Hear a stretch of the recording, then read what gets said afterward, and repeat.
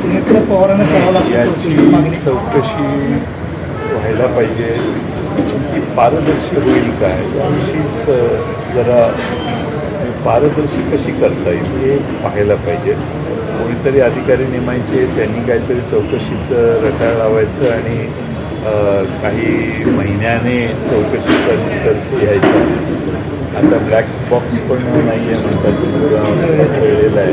Black box कधी जळत नाही. एअर इंडियाचं विमान पडलं तिकडं, त्याचाही ब्लॅक बॉक्स सापडला. त्यामुळं आता मला असं वाटतं की चौकशी पारदर्शी व्हायला. कारण रोहित पवार म्हणतात की VSR कंपनीचे जे मालक होते त्यांच्या मुलाच्या लग्नाच्या वेळी सगळे मोठे नेते आलेले होते, त्यामुळे ते त्यांना वाचवण्यासाठी धावपळ चालू आहे सगळ्यांची. रोहित पवार यांनी याविषयी बराच अभ्यास केलेला आहे.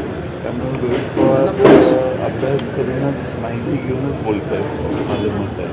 त्यामुळे रोहित पवार जे मुद्दे उपस्थित करत आहेत ते चौकशी करणारी जी काही लोक असतील त्यांनी रोहित पवारांनी व्यक्त केलेल्या शंकांचं निरसन केलं पाहिजे. चौकशी समितीने कागदावर रिपोर्ट दिला की हा विषय संपतो असं नाही.